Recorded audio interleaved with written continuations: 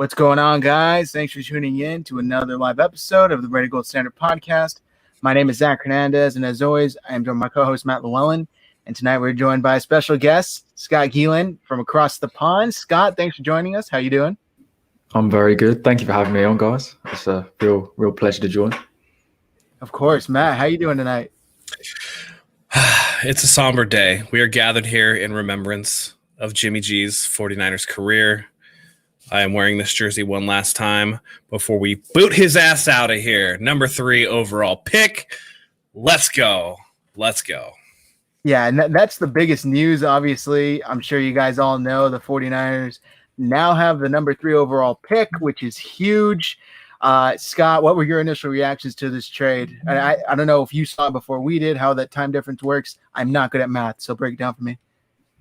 No, I was just minding my own business. I was actually at work. I was sitting in a mediation, trying to see what was going on, and the WhatsApp group was just popping off. And I was like, okay, loads of people are like, oh my God, oh no, what, wow. And I was just like looking, I was like, okay, something's happened. What's going on? And I was having to scroll. I had to scroll through about 50 messages to find. That was Ali, right? That was Ali blowing his own mind. Yeah. Lost his head. Had to scroll through all these messages, and then suddenly I found the Schefter bomb, and I was still like, just had to check: is this a real Schefter bomb? Is this have we all been suckered? And then I found out, and I think I was just sitting there, and I could just see on my face on this like video I was on, just this big smile, and I was like, I hope they can't tell that I'm not paying any attention to this, because whatever it is, it would not be giving me this grin if I was. But yeah, it was a shock. It was kind of a shock in that it was on the cards, but the fact that it just like happened, and they went from 12 to 3, and that was it was big. Yeah, that was a huge trade. And you know, the fact that the 49ers, Kyle Shanahan, John Lynch were able to, you know, put it out there, to put it, you know, mildly, and get this trade done, I think it speaks to them understanding that their Super Bowl window, if they don't do this, is all but shut. I mean, it's closing quickly. And I forget which one of the beat writers tweeted out today that pretty much extends that Super Bowl window. Matt, do you agree with that? Do you think that's exactly what this trade did? What it does is it was readily apparent they were probably going to do this as soon as Trent Williams signed that massive deal. What it does is it resets the clock on having that big money quarterback again for another 4 to 5 years. And let me address in the chat, by the way, I'm not saying we're getting rid of Jimmy Garoppolo day one, although it's possible we get rid of him before the draft. I'm thinking more likely, depending on who they draft, you'll probably make it to about the trade deadline, and then Jimmy's going to go for a multitude of reasons. But you want to get the rookie ready. You want to get him in there, and I think you can stack this team well enough with the other draft picks they're going to have to set them up for success, especially in a Kyle Shanahan offense. And I know people say that it's difficult, but Kyle knows enough to know, hey, I can dumb this down for a rookie a little bit. We're going to spoon feed him concepts as we go along, put in some packages, keep things simple, and you can win that way with enough surrounding talent. Unlike other teams who pick in the top 3 and pick those rookie quarterbacks like a Trevor Lawrence, like a Zach Wilson, potentially going number 2, whoever the 49ers pick at 3 is going to be set up for success with an actual good team. So there's no excuse for them not to be able to, build upon this quarterback unless they just absolutely foul it up. And we'll get into it. I'm going to rant a little bit, because if they draft Mac Jones, I swear to God. Do you want to get into that right now, or do you want to save it for a little later? We could save it. We could save it because this is such a big piece of trade news that I just think that it bears, because they gave up a lot. I mean, it's again, there are some people on Twitter who are absolutely losing their mind, being like, "Oh, it's Penei Sewell. Oh, they're going to draft, a tackle," and it's like, what? You don't give up 2 for future first round picks, a 2022 third round pick, and swapping picks to go up 9 places to draft a tackle. When Penei Sewell, by the way, I don't like him as much as Rashawn Slater based on the tape. I think Rashawn Slater's a cleaner prospect, but yeah, you have to go for one of the guys. And to me, it speaks on they like at least 2 of these quarterbacks, because to trade up to 3 means Trevor Lawrence is probably going to the Jacksonville Jaguars unless Urban Meyer is absolutely out of his mind. And so you're looking at Zach Wilson, maybe Trey Lance, because the Jets did have representation there. I know Justin Fields, maybe he still has to have his pro day. So it'll be interesting to see who actually shows up there. That could kind of clue us in a little bit. But they had to go up to 3 to get their guy. And you don't jump all the way to 3 to draft, as Scott said, quarterback 5. Scott, why don't you touch on that a little bit? Yeah, I mean, Mac Jones is a guy who you'd have thought, based on the prospects that were available, based on some of the other high-level talent at other positions, Mac Jones wasn't a guy, if they were calling the Bengals, if they were calling other teams kind of slightly below 3, that you were going to say, yeah, we're gonna do all that it takes in terms of giving up future draft picks, first round pick in 22, first round pick in 2023, to say, right, and we're going to now draft a guy who can definitely run the offense that the 49ers have been running with Jimmy Garoppolo and Mullins to a high level, maybe a higher level if he hits his ceiling. I mean, you never know. He played on a team that was way more talented than anyone else they came up against in the college game. The NFL, the skill gap is much, much smaller. You don't draft that guy who can run that offense really well when kind of the feeling is that offense is only going to get you so far. When you look at the NFL in 2021, you want a guy who's going to run an offense that can score in one play. The defense is scared of going, not just getting something after yak, hitting a quick ball and letting a Debo run over 3 cornerbacks and go 80 yards. You're looking at a defense which is going, shit, this guy can throw it over our heads. And we're now putting our safeties back. Now that opens up the yak game more. You're looking for a quarterback who opens up the offense, not a quarterback who just executes what the offense that they're already doing to a higher level, potentially. Yeah, great breakdown. And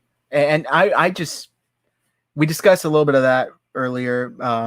Matt and I myself did. You guys will check it out later in the Week of Niners news, but I just don't understand the talk. And I know Matt's going to get into it in a bit with his Matt rant.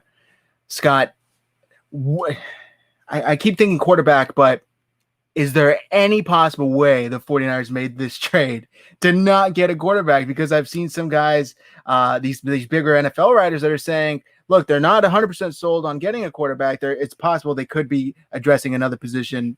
There's no way that's happening, right?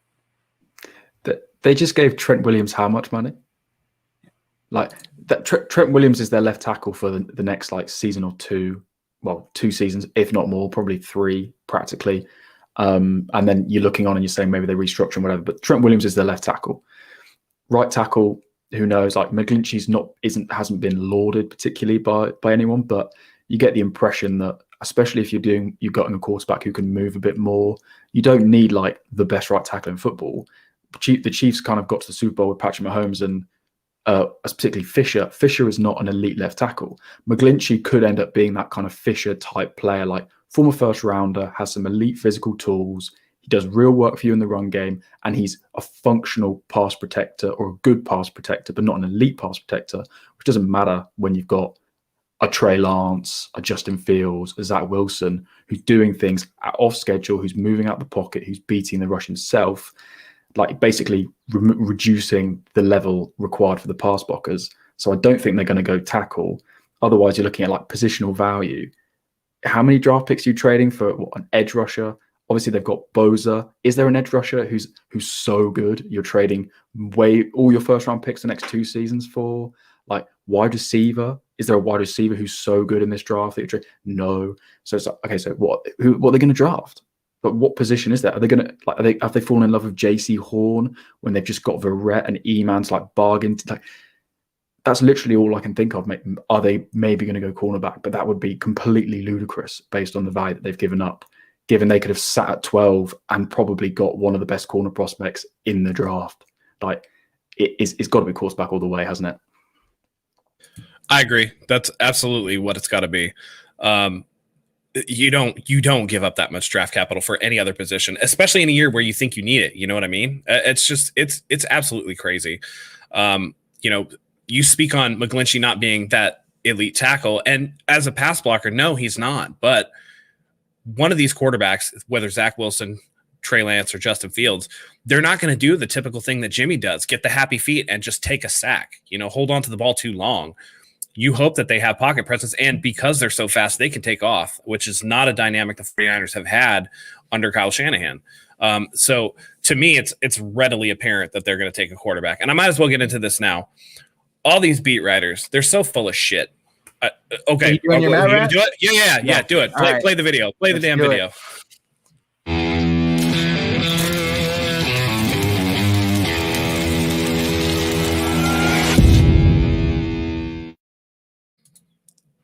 Okay. Listen. Chris Sims, Matt Mayoko, Mortensen, I'm going to throw you in there too because you jumped on the pile. And anybody else who says, oh, Mac Jones at number 3, you're idiots. Okay. For weeks, the 49ers have been trying to move up into the top 5. Okay. You guys didn't have a fuck all's notice that they were going to do it. And now all of a sudden, each and every one of you thinks you know that Kyle Shanahan's going to take Mac Jones at number 3. Why? Because you think he's a Kyle Shanahan guy? What does that even mean? Because he looks like Kirk Cousins? I mean, it baffles me that people think this, and it's absolutely irresponsible. What they're doing is they're putting out a narrative in the end of March, beginning of April. Oh, Mac Jones is the guy, right?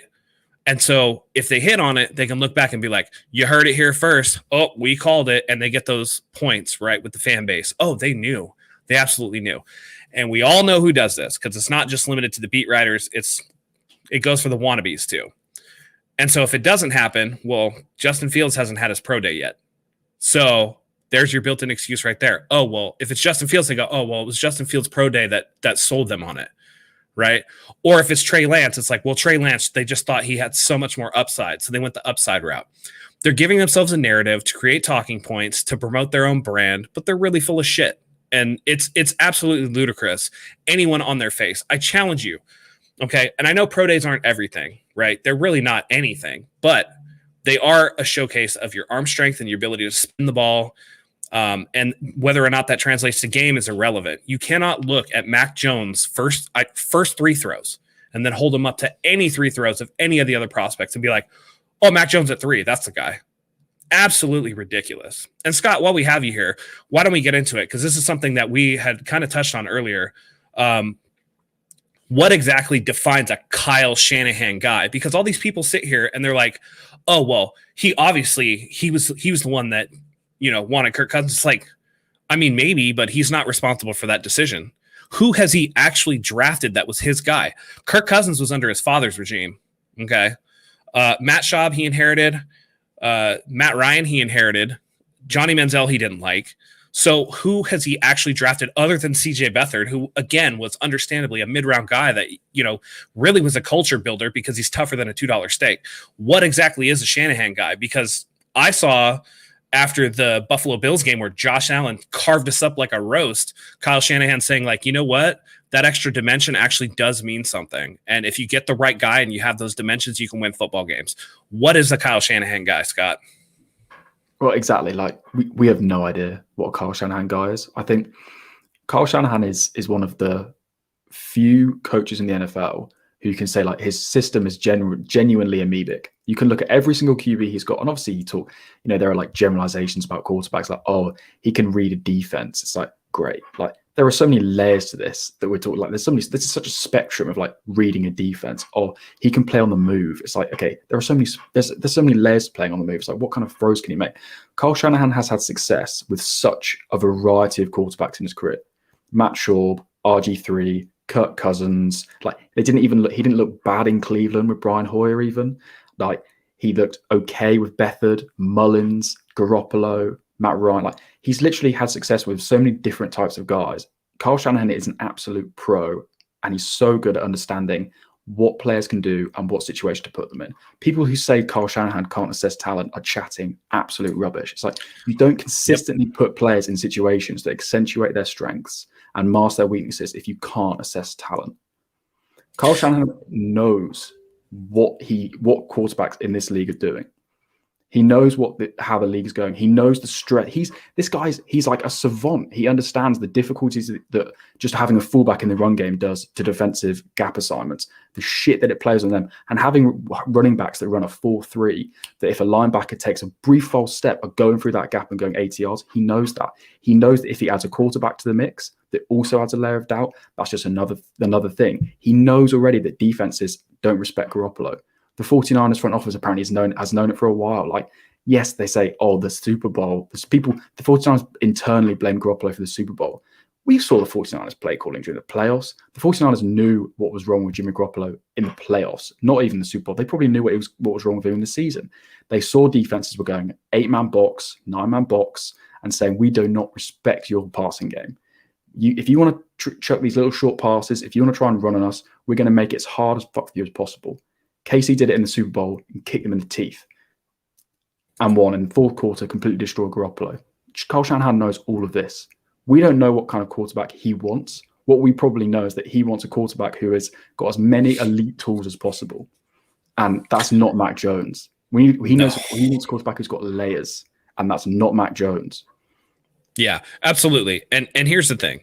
All the people that say Kyle can't develop quarterbacks. Okay, well, let's just take the top 3 quarterbacks that he's had in his career. Matt Ryan, Jimmy Garoppolo, Matt Schaub. Who led them to their best season? Matt Ryan was an MVP under Kyle Shanahan. Matt Schaub was a Pro Bowler under Kyle Shanahan. Jimmy Garoppolo was a starting Super Bowl quarterback under Kyle Shanahan. So all this, and by the way, none of those quarterbacks have reached those heights since. So to me, it speaks to what Kyle brings to the table. And Kyle has a fantastic scheme that just befuddles everybody. So you get an elite talent in there. I mean, listen, Matt Ryan was MVP. They went to the Super Bowl. They lost that Super Bowl, but notwithstanding, Matt Ryan is probably the best quarterback that he's coached. Now you get one of these guys who have the potential to be even better. I mean, if he can even get close to what Matt Ryan was, listen, if one of these quarterbacks even turns out to be as good as a Dak Prescott, say, the 49ers are Super Bowl contenders every year. It just has to be better than what Jimmy Garoppolo is. And even Jimmy Garoppolo, the season that he was healthy, was almost good enough. So if you get even incremental improvement and you get a guy that's healthy, this is a perennial playoff team for the next 10 to 15 years. I mean, so Kyle Shanahan guy, I guess we're going to find out at number 3. But, to this point, he can't develop rookies. I think that's silly. He can develop any quarterback. He's done it with vets, which is, to me, harder than rookies because the vets are more set in their ways. They have cachet in the league, right? A rookie is going to be like, yes, sir, no, sir. Tell me what to do. Mold me. And so I think that this is going to be something that's going to be, a big home run for the 49ers, if I had to guess. Obviously, there's potential for them to fail, but what I know about Kyle and what he can work with quarterbacks, I think he's going to do a great job picking this guy, whoever it is. I agree 100%. And Scott, there's been so much talk, obviously. We discussed why it shouldn't be Mac Jones pretty much, but now it's Trey Lance, Justin Fields, Zach Wilson. Basically, you're left with 2 out of 3 really good quarterbacks, after the Jets make their pick, which from all indications, it seems like it's going to be Zach Wilson. We're going to introduce our new segment, which we should have done a little earlier, which is Shit from a Brit. And Scott, you can go ahead and explain to us which of the 3 you are hoping the 49ers end up Play with. the video. Play the video. Play Here's it. the video.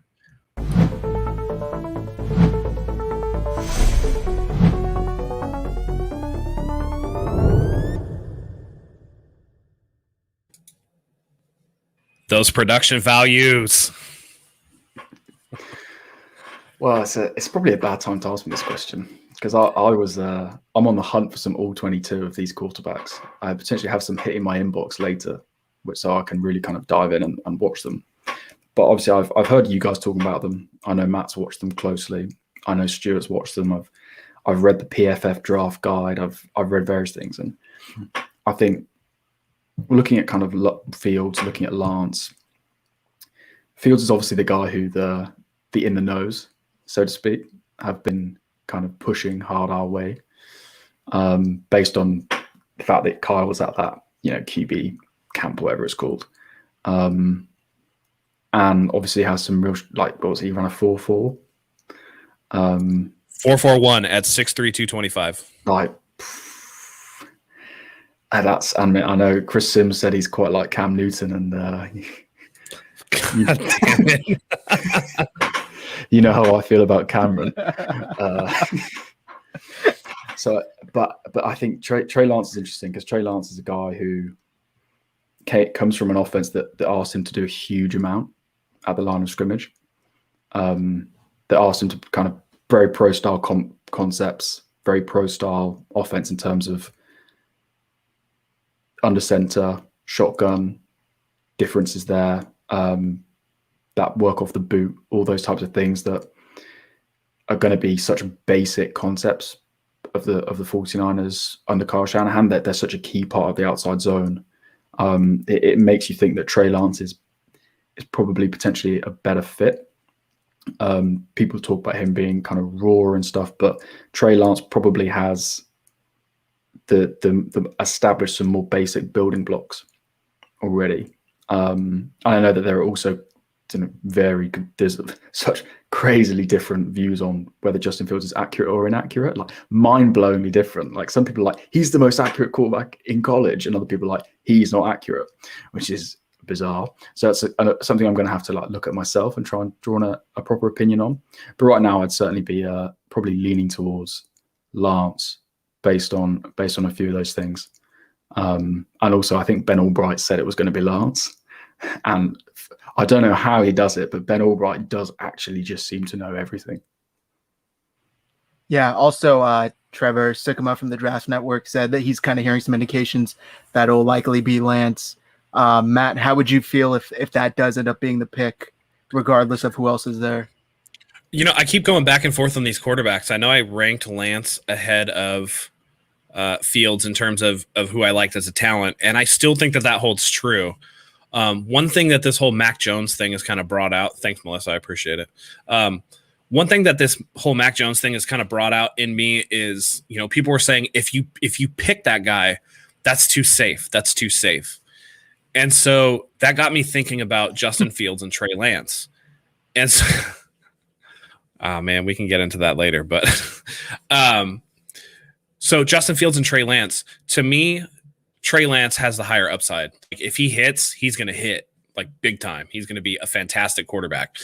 But if he doesn't hit, there are some things that I was watching. His pro day, he looks like he's been working. I know he's been working with a quarterback's coach to kind of shorten up his delivery a little bit, because when I was watching his tape, and you guys will know this, I saw a little bit of Colin Kaepernick in his delivery, in that it's a very long looping delivery. Like, it takes him a minute.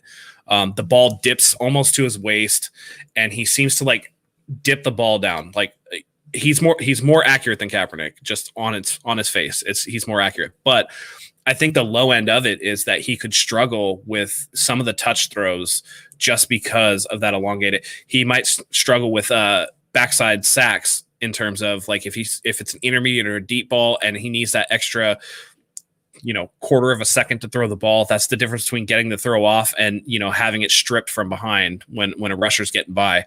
So there are some things that I do think he needs to clean up, and I'm also very nervous that he didn't play in 2020. One of the things that I've always said is I want to see year over year growth from a quarterback, right? You want to see him in 2019, and then how'd he do in 2020? The game tape that he had in 2020 is not that good. So I don't know if it was just long break or whatever, but I think that while Lance does have the higher upside, I think that Justin Fields is a little bit safer of a pick. And I can't discount that Kyle has worked with Justin Fields, at that QB collective that Scott touched on earlier. Fields, to me, has problems in that where Trey Lance would call out protections and do a lot of pre-snap stuff. That wasn't what Justin Fields was asked to do.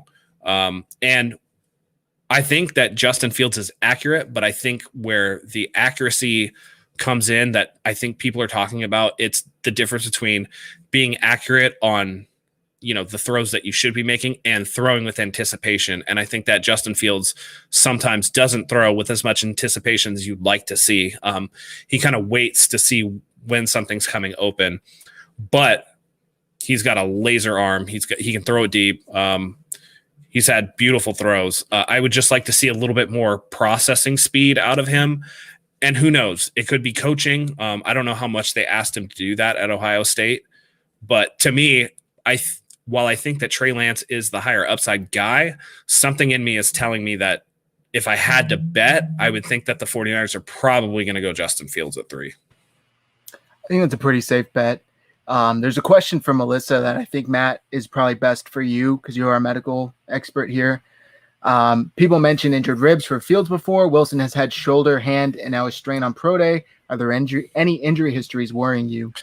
Zach Wilson is one that I would love. The combine is actually helping him, potentially, because I think if he got into the combine with all those doctors and every team is doing their medical on him, right, he might have been a guy that was flagged just because he has this like 3/4 delivery that can be traditionally a little hard in terms of an anatomical sense, a biomechanical sense on the shoulder.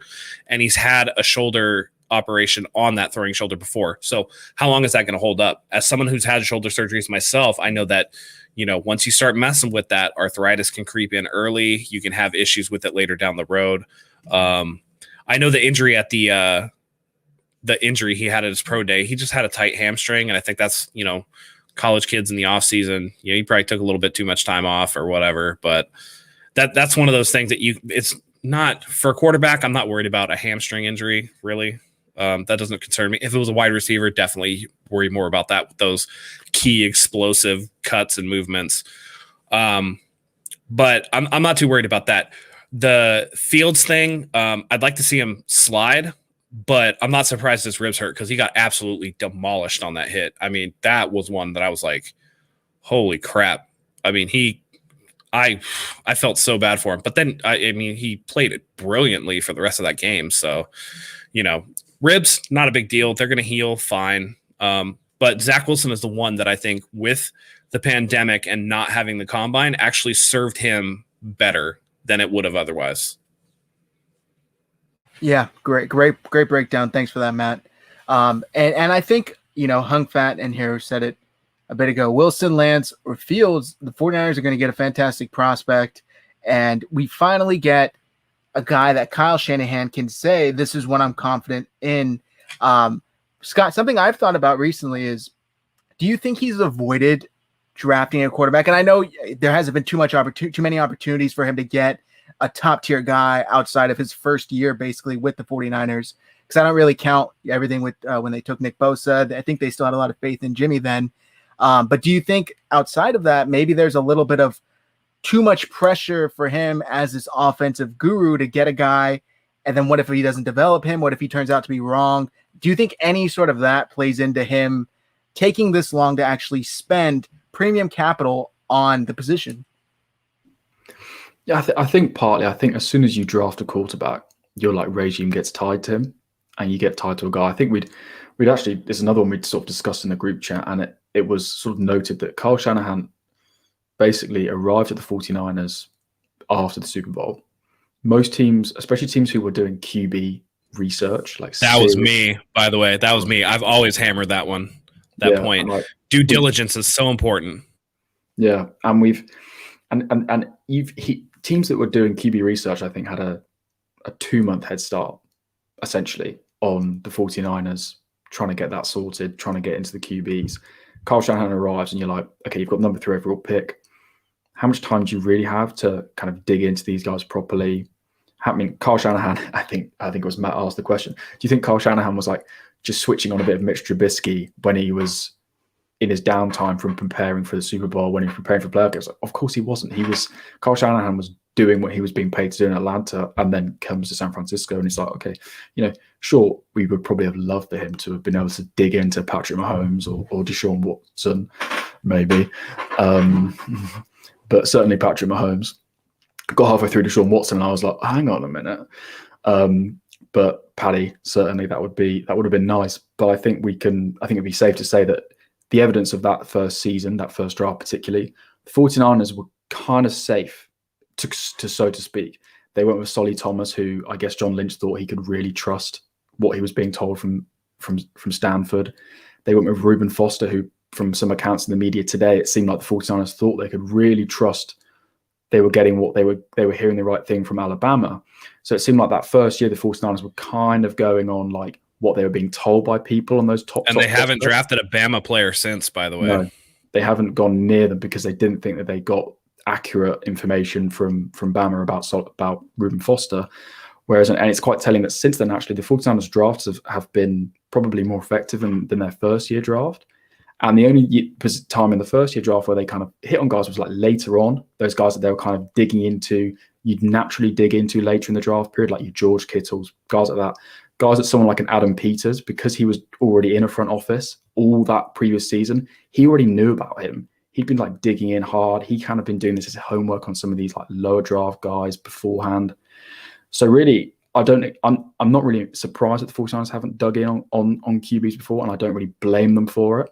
I think it's kind of understandable, especially when we also knew like the whole Kirk Cousins thing. Kyle kind of really liked him, thought that was a guy who could run his offense to a pretty high level, a level that perhaps in 2017, because a lot has changed since 2017 when you think about quarterbacks in the NFL. Like you think about who were the rookies in kind of just the years before that, like the guys coming into the league.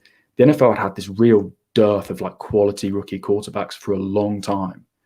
There was the guys coming out from the college were not good. Guys like Jameis Winston, Marcus Mariota, when you look at their careers, they haven't been that successful. The NFL hadn't adjusted to the college offenses so much, and the college QBs didn't seem so prepared. Since 2017, suddenly there's been like a raft of guys who come in from the college game. NFL teams have adjusted to them much more effectively. And suddenly we're seeing like these like uber toolsy guys coming from college, and NFL teams are like, yes, we know what we're trying to do. Fuck trying to turn you into Tom Brady. We're not trying to turn you into Tom Brady. Like no one's going to become Tom Brady now. We don't have the reps, don't have any of these things. We're going to turn you into this like off-schedule freak show who can scare a defense and hit ball 60 yards down the field and then run it in from 60 yards himself. I mean, I think the game has changed a lot. And now I think the 49ers are kind of on that. And this is the first real opportunity to get a really, really good quarterback. And they've seriously gone for it, haven't they? I mean, so I think just credit to them. They haven't rushed. They haven't felt under pressure. Credit to Jed York for being like, I'm going to give you long contracts. This is a long process. I'm not going to make you draft a QB in year one. I'm going to let you sit on this. And then after the Super Bowl said, right, this is going the right direction for me. Here's some more long contracts. I'm not going to make you like freak out and rush and draft someone this year if you want to stick with Jimmy, but I'm going to let you stay. Now this year they've gone, right, this is probably the highest we're going to draft now based on where we think this team is for potentially a long time. And there are 5 probably acceptable first round quarterbacks in this draft, if not more. Let's go get a fucking good one. Absolutely. And I love that you touched on what we talked about. People were saying it all the time. Oh man, they could have had Patrick Mahomes. Patrick Mahomes did not come into the draft as Patrick Mahomes. He was viewed as a project guy, much like Trey Lance is this year. A guy with all the physical tools, but you look at the Texas Tech offense and they're like, I don't know about this. I don't know if I trust it. Cliff Kingsbury was his coach. Cliff Kingsbury couldn't be over 500 at Texas Tech. He got fired. And then you look at Deshaun Watson, and I posted this in the chat, which I thought was super interesting. And it's part of why I am taking a second look at Justin Fields, because a lot of the criticisms that I see about Justin Fields doesn't throw with anticipation, doesn't do a lot of pre-snap adjustments, questionable accuracy at times. Those are all things. If you go back and look at the draft reports on Deshaun Watson, this is stuff that scouts were saying about Deshaun Watson. And I think it's really easy for people to get caught up in the hindsight phenomenon where they look back and like, well, the 49ers had him. But like I said, Kyle Shanahan was not watching tapes on quarterback while he's trying to get ready for Tom Brady in the Super Bowl. You know what I mean? So he was doing his job with Atlanta. John Lynch was coming out of Fox. Like he was working the booth. So it's not like John Lynch was doing a lot. You get Adam Peters, I believe he was with Denver at the time, who was doing stuff like you said probably on the later round guys, right? Because he was a personnel assistant. He wasn't the GM in Denver. So he's done some work, and that's why you see those late hits. But for me, yeah, absolutely. The Reuben Foster thing speaks to me saying, like, absolutely not Mac Jones. And the 49ers do need to hit on a quarterback here. You said it. To Peters, I don't think either Mayhew or Peters would have been looking at quarterbacks, because I think Denver had not long drafted a guy and Detroit had Matt Stafford. So, like, right. None of them would have been doing homework on first-round QBs either. Yeah, absolutely. And honestly, you bring up Matt Stafford, I think that is part of this move right here, where Kyle Shanahan's like, well, now we have Russell Wilson, Matt Stafford, and Kyler Murray in the division. I can't go to war with Jimmy Garoppolo. I can't rely on him to be healthy. I can't rely on him to throw outside the numbers deep. I can't rely on him to throw inside the numbers deep. It's like intermediate and short passing games, So for me, it's just like, goodness gracious, like they have to go and get the guy this time. And I think that they're going to do it. I think they're going to get the guy that absolutely is going to fit their new wave again. So I agree with you that they're going to hit. Let's go get a fucking good one. Matt, Melissa asked in here about a mid to later round pick for center that you like? Do you want to go on a little bit about Creed Humphrey and why you think he's a solid option for the 49ers? I just listen, they need interior offensive line, and we're going to talk about that later this week when we do Niners news. Outside of the first round, I mean, first of all, what a brilliant job they did in keeping their 9 picks for this year. And so when we talk about their roster and look at their roster construction, because everybody's like, well, they traded up and trading into the top 3 doesn't work. You got Wentz and Goff. Those teams sucked. This team is actually pretty good in terms of a purely on paper roster. If you can maintain health, that's going to be the biggest key. You can draft interior offensive line. So you have Alex Mack, who's going to be older, Laken Tomlinson, who I've never been in love with. And then you have like Ben Garland and, other guys like that where you're just like, I guess. So draft interior offensive line in round 2 or 3. You can get a pretty good one. They're not going to go high because they never do. Because with the first 3, potentially 4 picks being quarterbacks, and then there's going to be a run on skill positions, interior offensive line is going to be pretty forgot about. And you can get some of those second-tier cornerbacks in like round 3, maybe a safety. And all of a sudden, now you're just picking for luxury and depth in the later rounds and hoping that you can hit on a guy. So they're in a good spot, but they absolutely have to get this quarterback right. So again, like I said, I think Trey Lance has the bigger upside. I think Justin Fields is the safer pick. It all depends on what you'd like. And going through the film, I think both Fields and Lance are both going to be good. So yeah, that's a fair assessment. I do want to address though. Coach Timo said we keep Jimmy for the year. I don't think we keep Jimmy for the year, and there's a couple reasons for that. They didn't restructure him, so you can get rid of him and you get the cap space. So what I think is going to happen is they're putting a little stress on Bill Belichick by saying, "Hey, he's not up for grabs."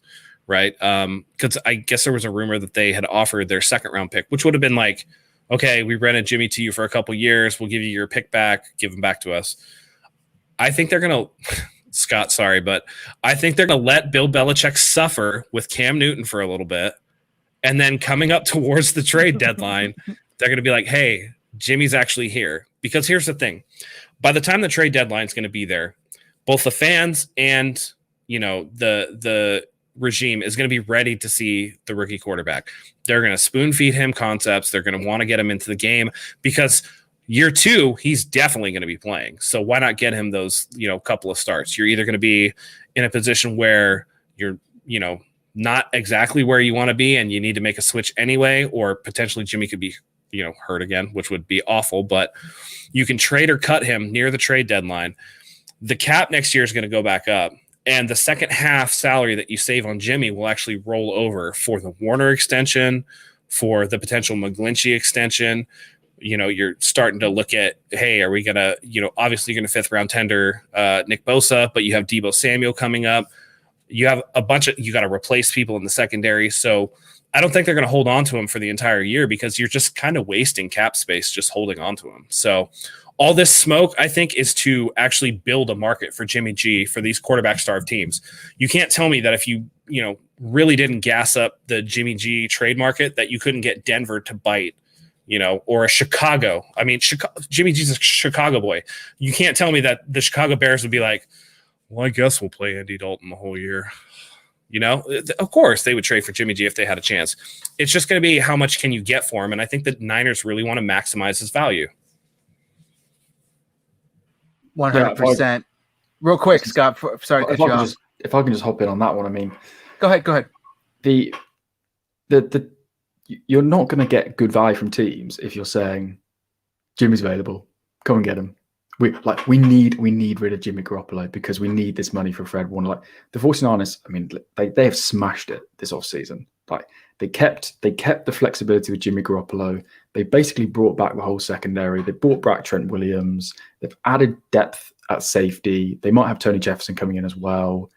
Tavon Austin for the vet minimum is ridiculous. Like that's really good. And then what they paid for the guys. But yeah, you're right. Like they have to build value because by trading to 3, everybody knows they're taking a quarterback. So they have to kind of like build Jimmy back up. And they can give him like what? You give him maybe 2 or 3 starts next season, potentially even, or you roll him out in preseason and he looks really good. And then one of the other sort of playoff contenders like the QB breaks his collarbone and that's him for the season. Or like New Orleans, maybe, just go like, they go, shit, we need to get a quarterback in, like Jameis, maybe not. Taysom Hill, really, oh no, God no. Maybe they want to like come for Jimmy down the line, those types of things. Like there are so many teams in this league which are still kind of QB needy. And there are so many teams that could suddenly need a QB in the season that you're kind of better off just saying, like, we'll probably get rid of Jimmy at some point, but let's just like keep him and let things develop a little bit around the league before we kind of rush into moving him on. I feel like at this point it's too late. They either needed to get rid of him before free agency started, so they had like a lot of cap space. If they'd got the trade done, say in, I don't know, 3 weeks ago, before free agency started, they were there at 3 and they were like, right, we're going to have who we want, so let's cut Jimmy, let's trade Jimmy before free agency, so the Pats don't even get Cam in, for example. They just, other players are on the market, so the 49ers get Cam instead. But the Pats get Jimmy, and then the 49ers can say, right, so we're going to then throw cash at Kenny Golladay. We're going to bring in like another edge rusher opposite Bosa. So the 49ers have got like that money. But now that they've kind of got Jimmy, they've budgeted for Jimmy, they've budgeted for a first round pick. Like they don't need to get rid of him now. It's just a case of waiting and just letting the league develop. Because right now, most teams are set a quarterback in terms of kind of coming into the draft. Most teams are like, right, we know where we're going at the moment. By the end of sort of August, suddenly presumably things will have happened, things will have changed, and then the 49ers can flip Jimmy off and get him for picks or whatever they want to do. Yeah, my only pushback to that with trading or cutting Jimmy before free agency would be the fact that, they already paid a lot for this pick. If you're kind of tipping your hand if you get rid of Jimmy ahead of time, and does that make that pick even more expensive? Like, how bad do you want him? Then you worry about that. But Melissa put in the chat, why not put Jimmy back? New England apparently wants him. Why don't you listen? If the reports are true and they've offered a second round pick and we can go to where, Scott's talking about, hey, maybe there's an injury here. That second round pick turns into a higher second round pick. That higher second round pick turns into a late one. And then all of a sudden you create this bidding war for Jimmy Garoppolo for these quarterback needy teams. And maybe you're not going to get a top 5 pick for him. That's absolutely ridiculous. But if you can get a pick in the 20s next year, well, then you're recouped part of the cost that you paid for this quarterback going in. And so to me, yeah, you can let Jimmy start for a little bit. You risk him getting hurt, which would suck. But at that point, you can just cut him, and then you're still rolling over that cap. I don't see Jimmy G being on the Super Bowl hopefully we get to a Super Bowl, but I don't see him being on the roster throughout the entire season. I think he's gone by the trade deadline for sure. I think that's fair. There was a comment in here earlier. I would love for you guys to explain a little bit, because Scott, this is his first time on, and there's a bunch of comments. Yes, he's nothing but Niners. We've all worked with them. They're great guys. But it's kind of this ongoing joke here with Matt. We talk about Scott every time Cam comes up. He says, sorry, Scott, but he's trash. Can you guys go into a little bit what this beef is over Cam Newton for the audience? Yeah, Scott thinks that he's good and he's holding on to 2015 when that's his outlier year. At this point, that year was an outlier year. He wasn't even the best quarterback that year, by the way. I think Aaron Rodgers and Drew Brees were both better than him that year, but he can have that one season. I just think Cam Newton was picked first overall, and if you really look back critically at his career, he's been kind of a disappointment for a first overall pick. If the 49ers picked third, right? We pick our quarterback and he ends up with a career like Cam Newton where he has a losing record every other season and only makes one Super Bowl throughout his 8 or 9 years there, you'd be like, that kind of sucks. That's all. That's all I'm saying.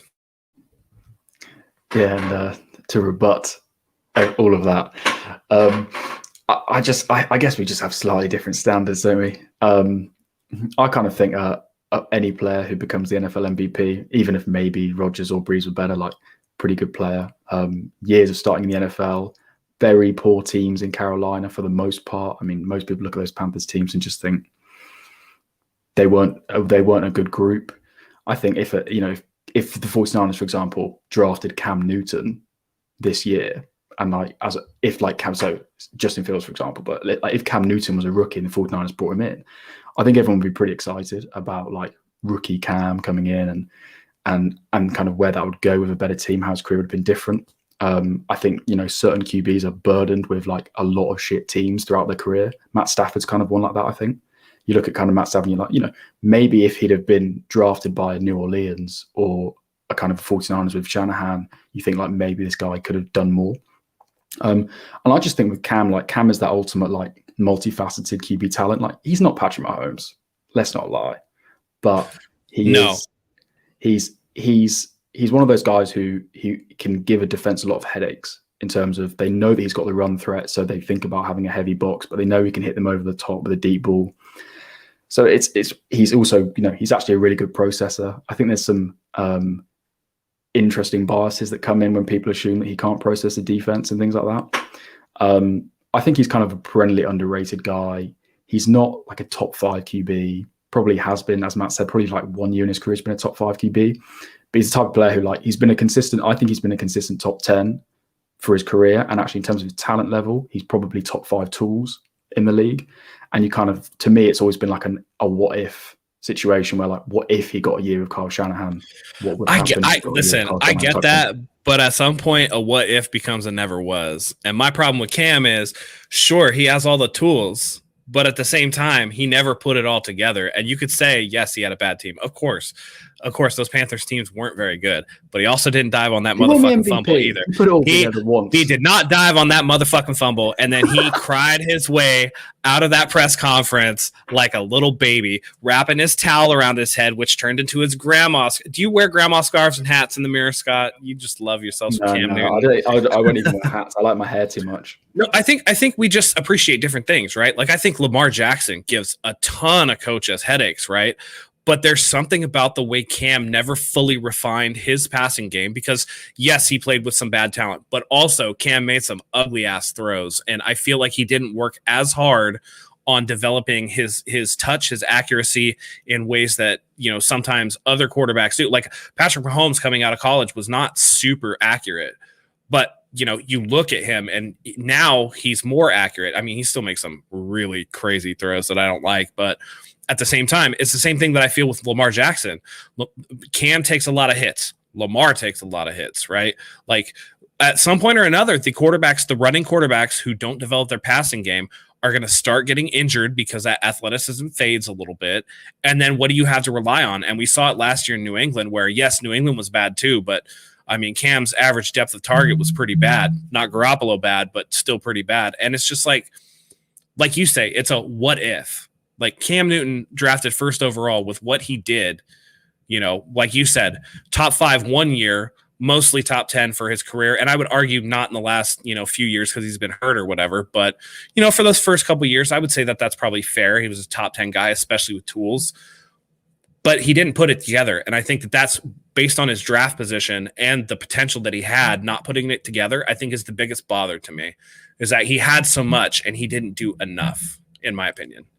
There are actually some very interesting videos on YouTube, which I would encourage people watching after this, about Cam and how how he sort of plays, and specifically how he reads defenses. And I think there are some interesting clips because I know that there are some people that think he's like as good a processor as some of the elite guys, and there's no doubt. Like I don't disagree. I think he is good at processing. It's the execution that I have an issue with. But I was going to say I don't think like he's not Drew Brees accuracy, he's not Brady, he's not Rodgers accuracy, and there's been issues there, and there may have been shoulder issues, whatever. But there's no doubt he hasn't been that good. I think really where we differ is basically just in the level of expectation of what we kind of wanted to see from him, and the extent to which we like contextualize what we think. And I would probably be making excuses, but I was keen to see him this year in a So my biggest issue is it was like marriage counseling. You'll hammer Jimmy, and people forget Jimmy was a 2nd round pick. It's not like he was 1 overall, but you'll hammer Jimmy. And then the 1st round pick, it's like, well, he had 1 MVP season, which is good.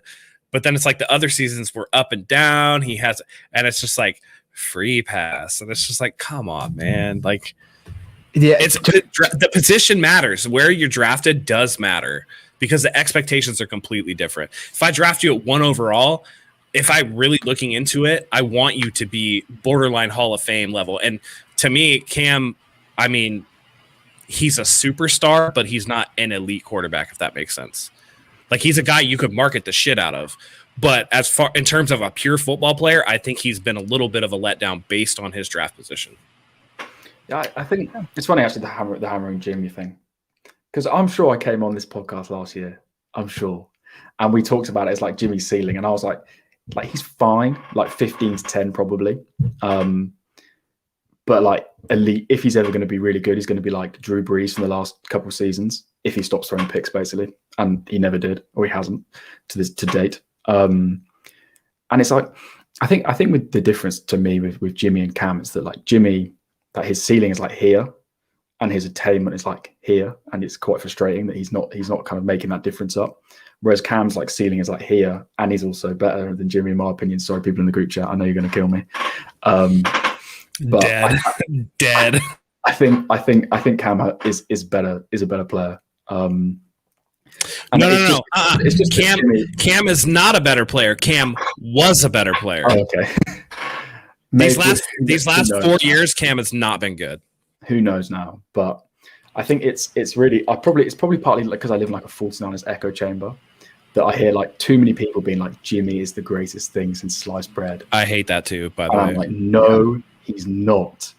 I know Dave Lombardi tells you he is, but he's not.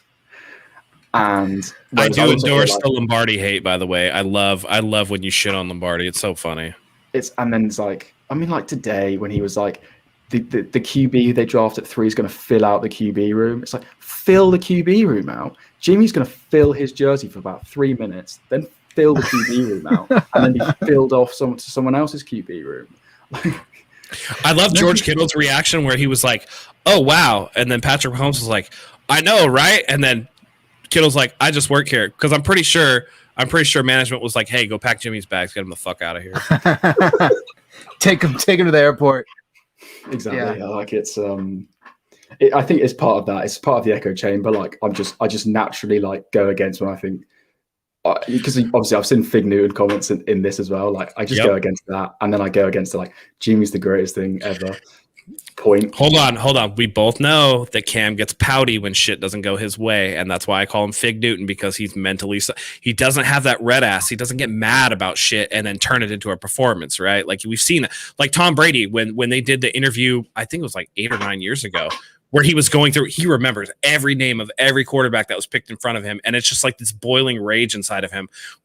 And he uses that for fuel. Whereas Cam is just like, it just comes off as like pouty to me. You know what I mean? Like, and I mean, maybe he does use it, but I just don't see it the same way. You know, I just think that it's a different type of anger or whatever. So I don't know. I always had a problem with him being mentally soft. I didn't feel like he adapted and overcame criticism or whatever, like walking out on the Super Bowl conference, or, you know, those Monday night games where you'd see him with the towel around his head and not, you know, being isolated from teammates. That to me is just like, you guys win together and you lose together, you know? And so, and I think that's more a bias on my part, being a military dude, where like, we're all a squad. Like, you know, we got to pick everybody up. So, you know, if you're not doing your part, or if you have your head down, like, we're going to snap you out of that real quick, because there's no place in the room for that. So I think that's one of my issues with him too. There's such a body language thing, isn't there, with like QBs especially? Oh, yeah. Like everyone loves Drew for like he's just like so right on all the time, like yes sir, no sir, you know, all of that stuff. Like, so like, but top button done up type guy, all those things. Cam is obviously a little bit different than that.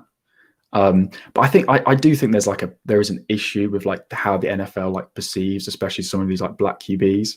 Like the reality is like we're used to the sort of the quarterback being this like 6'4" white guy who's like, often his dad was also an NFL quarterback, so he's like rich.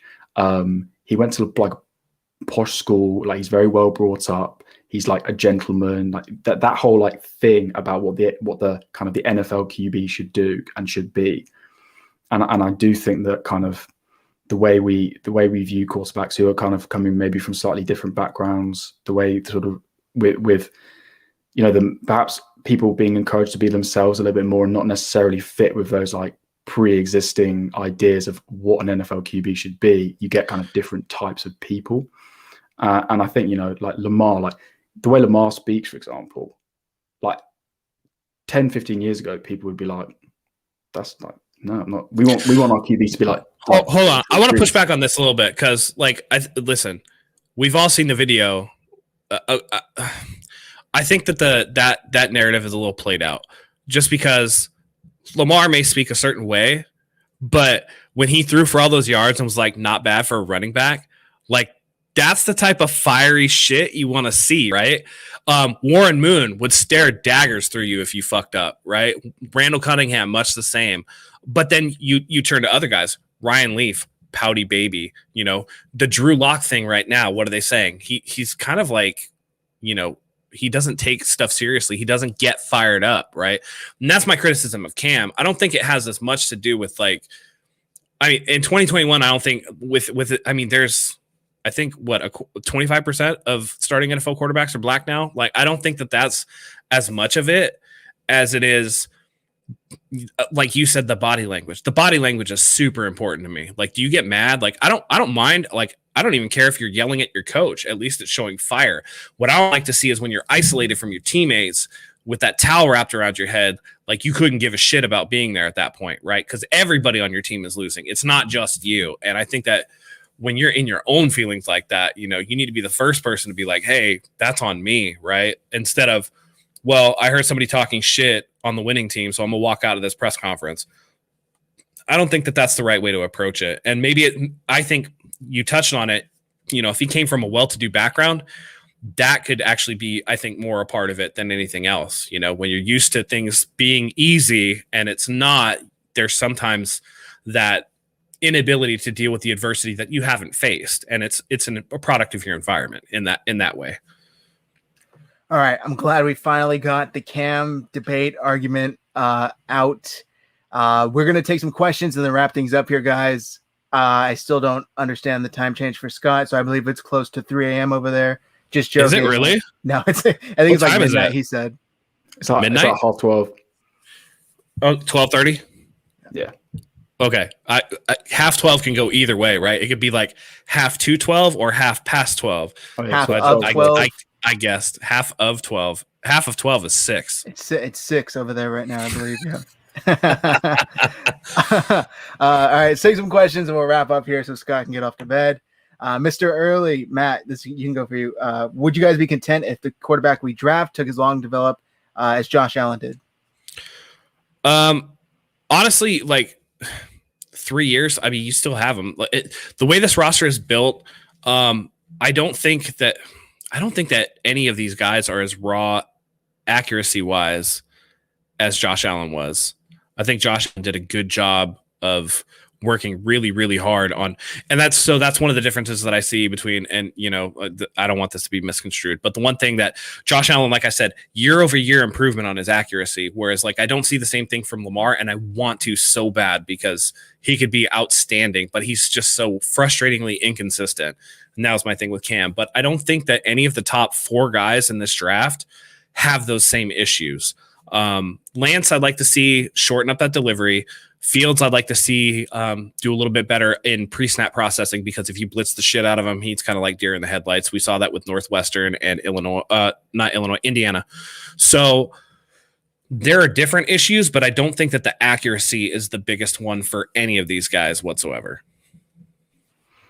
I also think that unless I'm misremembering, Josh Allen went into a much worse situation in Buffalo. Yes, they weren't very good. They were not very good.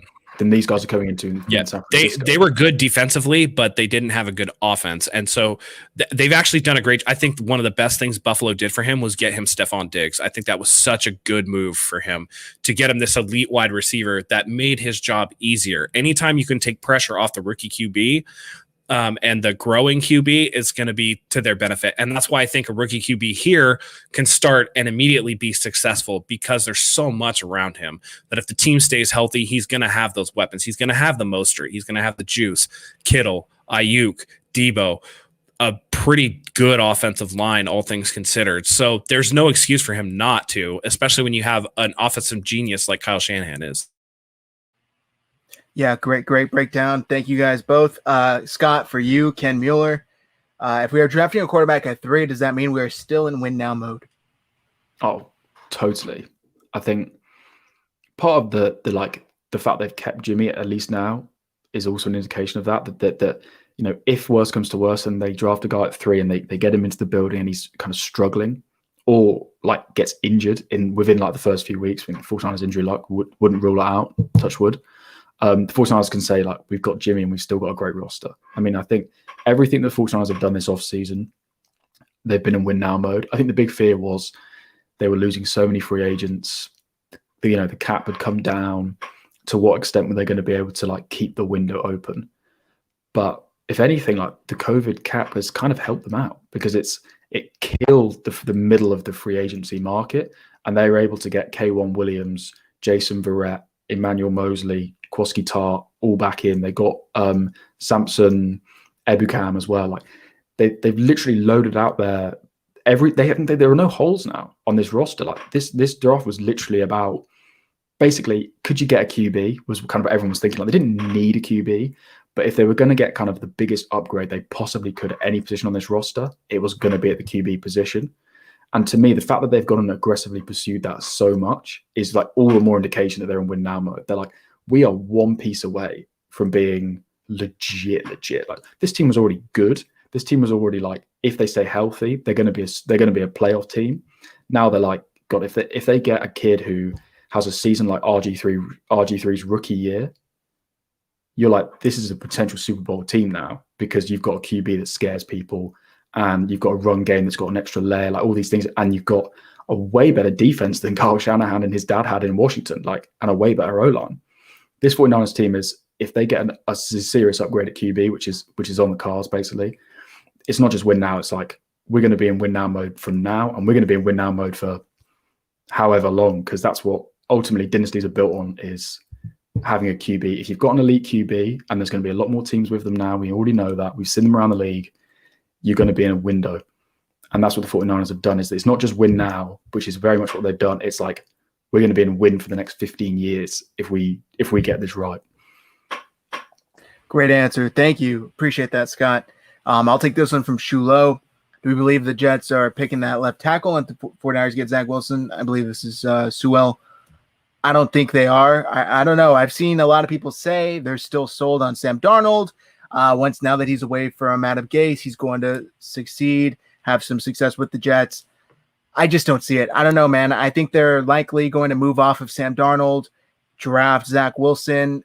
I've seen a bunch of people, and Matt and I were just talking about this earlier. Dane Brugler, I'm not sure how you pronounce his last name, Bugler, of The Athletic, was basically saying, look, the draft is starting at 3. First 2 picks are already set out. It's going to be Trevor Lawrence and Zach Wilson.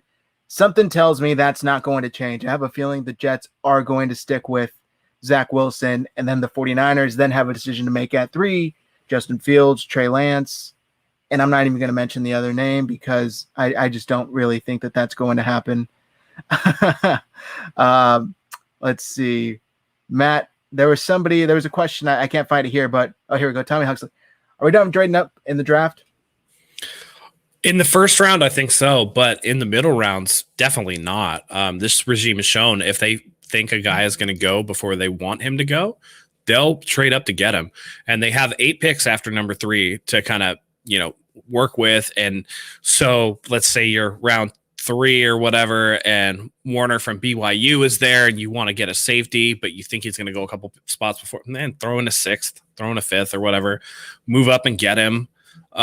They still have maneuverability, and they've shown, I'm not going to promise that they won't trade back into the first round. So they've done that twice before. So anything is possible with them. I think for the first round, though, I've seen some rumors, maybe they'll do a pick swap with the Jets. I don't think that that's very likely. It's not a far enough move. They had to go into number 3 liking at least 2 quarterbacks. So they have to feel comfortable with one or the other. And if that's the case, then you're not going to give extra capital if you feel good with one guy or the other. You're just going to take whoever's left.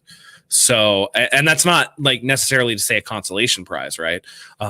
Because I feel like Saleh and Shanahan are close enough to that. Like Shanahan probably knows before they made this deal with the Dolphins, Saleh's like, we're going to take Zach Wilson. And so whoever Shanahan takes, that was probably his other guy, and he's perfectly fine with it. So after the first round, anything's open, but for the first round, 3 is where they're picking. Okay, I love it. We're going to take 1 to 2 more. Scott, question from Melissa, wide receiver, tight end, running back, which position, should be drafted, undrafted, or not addressed at all? Or given the 49ers success at running back, they should definitely go undrafted there. They can just like find a quick dude, plug him in, and he'll go for 600 yards at 6 yards a pop. I think wide receiver looks like the position that you'd like to see them address at some stage.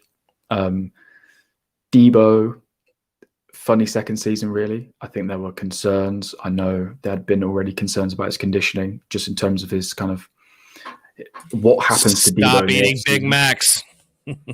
Stop going to McDonald's. And by the way, we're going to talk about this on Niners News. I want to point this out because the Mohamed Sanu signing does have something to do with this. And I think that that's something that will help Debo in terms of being a professional and getting your body ready. But it was a weird second season. I'd love to see him make a comeback for a third season. Sorry for interrupting. Yeah, no worries. I mean, I think, and to that point, like Sanu, we know how Emmanuel Sanders, one of the reasons they went and got Emmanuel Sanders was because they were like, we've got young wide receivers who need like that helping, that real pro in the room.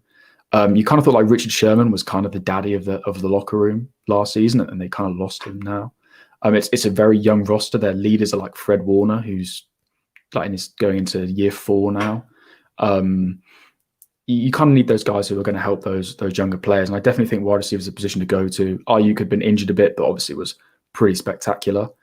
But you know that kind of you need as many guys at wide receiver as possible. I'd like to see them get someone who's quick, like a real burner. Now that they're not committed to Jimmy, that basically made a burner kind of pointless. I mean, we know Ayuk like could be a 4-3 guy probably based on his GPS and stuff, but like another player who the defense look at and think, shit, he's going to take the top off of our defense. Like, we want our safeties playing back.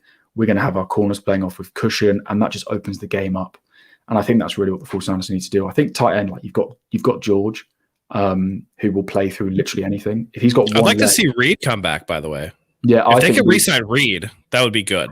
He's like the old. He's especially with free agency as it's been. Like we've seen how injured players this free agency have their value has just been destroyed because teams just won't commit any money to a guy who can only play like 5 or 6 games a season.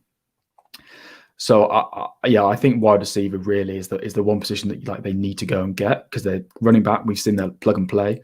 Tight end, they've got George, and wide receiver they've drafted 2 guys quite high in recent seasons. One of whom we need to see a bit more from, just in terms of his ability, his like readiness on Sundays, and we know he's a beast.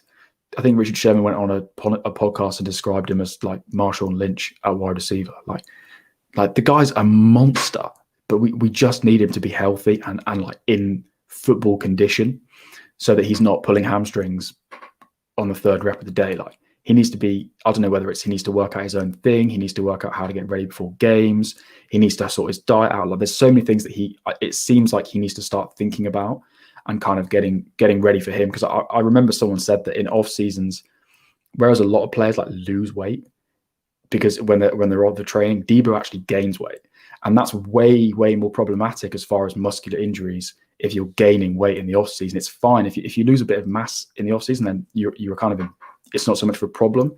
But if you're coming back overweight at a position which is as explosive as wide receiver, where you're looking at kind of short, sharp reps, muscle injuries, like Matt will know more than me, muscle injuries are such a nightmare if that's what's happening.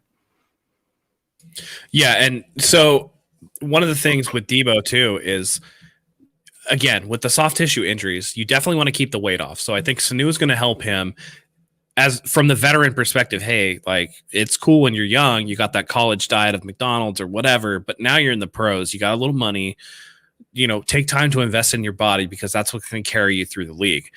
I would love to see Debo Samuel in something like a team sponsored like yoga class or something like that. Famously in the mid to late 90s, I don't know if there are any basketball heads in here, but Stephon Marbury, who was a point guard in the NBA, famously was having ankle issues. So instead of just like, not taking care of it, what he did was he started doing ballet, which sounds really weird, right? For a male athlete to be like, oh, well, I'm going to do ballet, but it really helped strengthen his ankles. And he was able to mitigate those ankle problems by just taking care of his body. I work in the medical field, and we say an ounce of prevention is worth a pound of cure. And that I absolutely believe in that. And so while he's still young, Debo needs to take advantage and really take care of his body. I'd love to see that going forward. And I do agree with you. Ayuk is definitely like a 4-3 guy that could blow the top over a defense. It's just they haven't had the quarterback to do it with, right? And the deeper you can go, the more you open it up for George Kittle over the middle, where he can eat all day long. So definitely we want to get these wide receivers in better shape and mitigate those injuries that they had last year for this team. All right, we're going to be wrapping things up here. I have one final question for Scott, but real quick, I hope you guys enjoyed our new segments. Matt Rap, we did one time previously, new segment, Shit from a Brit. Scott, it was a blast having you on. Before I ask you our last question, though, we had previously discussed our NFL draft giveaway, and we had asked you guys to submit your mock drafts. And if you get the pick and round right, we'll send you an autographed jersey. Obviously, now that the Niners have traded up to 3, you guys can send in an updated mock draft and we'll accept it. Coach Timo had already emailed me trying to get that under control. And yeah, we'll accept another mock draft. For those that haven't seen it, I'll play the video real quick. You got a nice chance at winning an autographed jersey. I mean, pretty much it's whoever quarterback you think they're taking at 3. If you get that pick right, you're going to win an autographed jersey. I'll play the video real quick and then we'll wrap it up.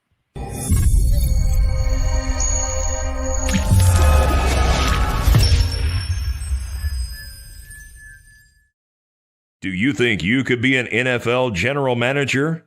How well do you know the NFL draft? Submit your picks to 49ers Hive, and if you get one correct, you could win some new gear. More details to follow. Must be following 49ers Hive to enter.